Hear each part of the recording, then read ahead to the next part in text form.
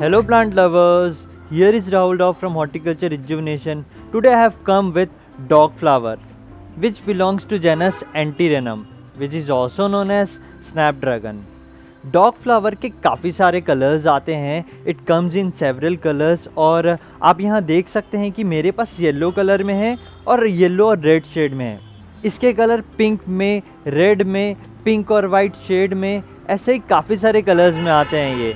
और ये काफ़ी खूबसूरत दिखते हैं अगर आप इन्हें विंटर में प्लांट करेंगे तो. Dog flower is generally a winter plant and it is treated as annuals, क्योंकि ये जो प्लांट है ये विंटर में तो अच्छा खासा ग्रो करते हैं, थोड़े स्टार्टिंग ऑफ स्प्रिंग तक चलते हैं, उसके बाद इट डाइज़. तो वहाँ पे आपको ध्यान रखना है कि स्ट्रेस नहीं होना है. It really not last for much time. तो आपको यहाँ पे इसे ग्रो करना है अच्छे से जब तक ये ग्रो हो जाए. तो हम इसकी केयरिंग जानते हैं कि इन्हें कैसे केयर करना है विंटर में.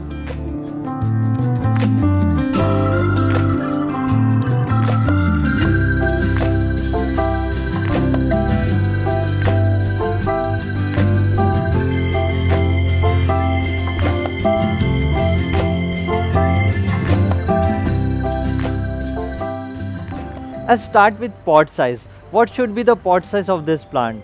I have planted in around 8 to 9 inches and this pot is around 11 to 12 inches. So you can plant in around 8 to 12 inches of pot. It does good in that. It really does not demand larger pot, and you can plant in medium size pot. It does good in that. तो एक चीज़ clear है कि आपको dog flower को medium size pot में लगाना है. आप 8 to 12 इंचेस ऑफ पॉट में लगा सकते हैं, ये सही करते हैं उसमें. After that I will come to its sunlight. What should be the sunlight of this plant? This plant can be kept in full day direct sunlight and this plant really does good in that condition and you can provide 7 to 8 hours of direct sunlight to this plant. तो यहाँ पे एक चीज़ clear है, ये अच्छा खासा direct sunlight ले लेते हैं और इनको डायरेक्ट सनलाइट में रखना है.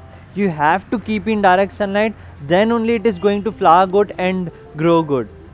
तो यहाँ पे एक चीज़ आपको ध्यान रखना है कि इन्हें शेड में नहीं रखना है और ऐसी जगह नहीं रखना है जहाँ पे ज़्यादा सनलाइट ना आ रहा हो. तो आपको ये ध्यान रखना है कि इन्हें अच्छा खासा डायरेक्ट सनलाइट मिले, तभी ये अच्छा ग्रो करते हैं और फ्लावर करते हैं. आप इन्हें देख रहे हैं, ये करीब 7 से 8 घंटे की डायरेक्ट सनलाइट में रहता है, इसीलिए इतना अच्छा ब्लूम दिया है, इसीलिए ये इतना अच्छा कर रहे हैं. तो आपको यहाँ पे ये ध्यान रखना है. With that let's come to its watering. Its watering is simple. Let the topsoil become dry and after that water this plant. Don't leave too much dry and one more thing is you don't have to water in moist state or soggy state. If you'll follow this tip you are really going to enjoy this plant. आपको एक चीज़ ध्यान रखना है कि इसका जो ऊपर का सॉइल जो ड्राई हो जाए तब आपको पानी देना है, ज़्यादा ड्राई नहीं छोड़ना है और आपको मॉइस्ट या फिर सॉगी स्टेट में भी पानी नहीं देना है. बहुत ज़्यादा गीला हो सॉइल या फिर थोड़ा बहुत नमी रहे तब नहीं देना. आप सूखने दीजिए सॉइल को, उसके बाद पानी डालिए. एक और चीज़ मैं ये बताना चाहूँगा कि आपको इरेगुलरिटी नहीं रखना है पानी में. I never miss watering and you have to remember that if you will water in time and you'll not leave too much dry, then this plant is going to do really good. Most of the time what happens is if you're not watering in the right time or leaving too much dry, plant affects on those situations. So you have to avoid this irregularity of water. Observe when it is getting dry, maintain that frequency. After that I'll come to one of the important part of this plant, pinching. Pinching is one of the important part of this plant because you are seeing this much of flower because I have pinched this plant a month back.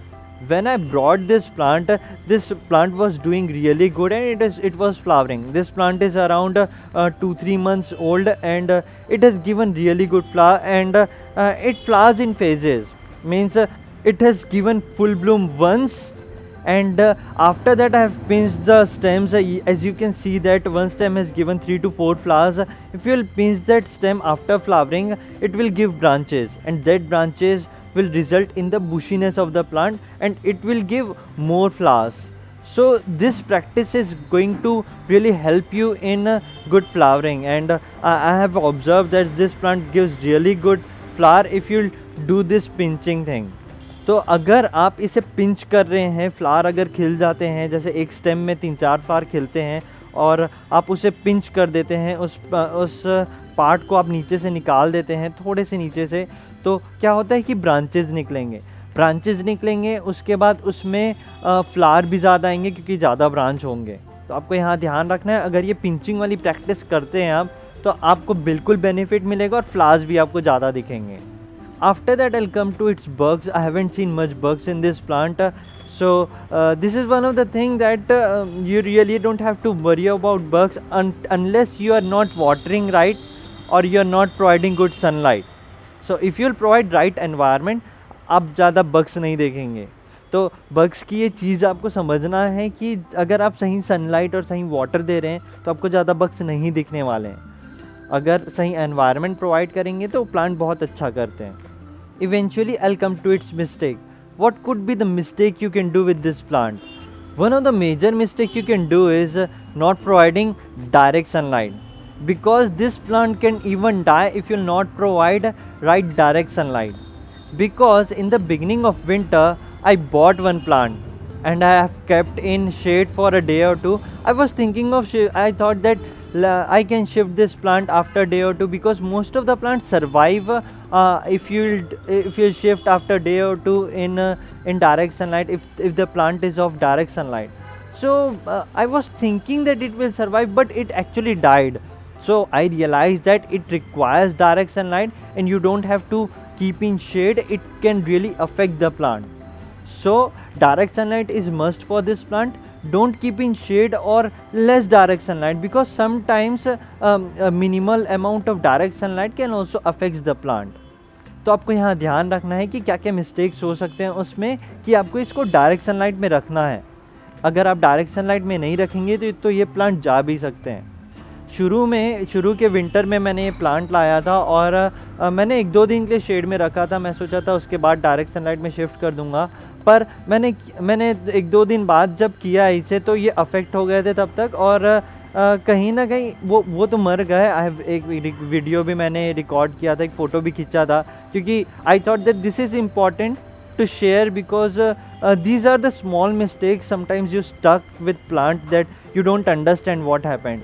तो ये छोटी छोटी चीज़ें हैं, समझने वाली रहती है. अगर कोई प्लांट डायरेक्ट सनलाइट डिमांड करता है तो आपको देना है, अगर आप नहीं देंगे तो वो जा भी सकते हैं. उसके बाद मैंने बोला जैसे शुरू में कि आपको वाटर को लेके बहुत ज़्यादा इरेगुलर नहीं होना है. मैं एक भी बार वाटरिंग मिस नहीं करता हूँ. ये one of the pro tip बोल सकता हूँ. अगर आप वाटरिंग सही करेंगे तो आपका प्लांट हेल्दी रहेगा. So you have to observe that you don't have to bring that irregularity in watering. You have to water good. If you are watering regularly, then your plant is going to be healthy and it is going to be bloom good. So this was the care of dog flower. Hopefully you have enjoyed. और मैंने इस plant care video में कोशिश की है कि हिंदी और English दोनों कवर करूं, क्योंकि मैं काफ़ी लोग को देखता हूं कि काफ़ी लोग इंग्लिश भी डिमांड करते हैं और इंग्लिश में रिकॉर्ड करो तो काफ़ी लोग को हिंदी में भी चाहिए रहता है. सो कोशिश तो हुई है दोनों में डिलीवर हो जाए प्लांट केयर. अगर आपको सही लगा हो तो आप कमेंट में बता सकते हैं. काफ़ी लोग को तो दोनों समझ में आता है इंडिया में, पर जिनको डिफ़िकल्टीज आती है उनके लिए मेरे ख्याल से बेनिफिशियल रहा होगा ये वीडियो. आपको 2 अलग अलग वीडियो देखने की ज़रूरत नहीं है और कन्फ्यूजन भी नहीं होगा कि कौन सा हिंदी है और कौन सा इंग्लिश है. So hopefully you enjoyed the video. If you like the video, do not forget to subscribe and share with your other plant lover friends. Thank you for watching. Keep gardening.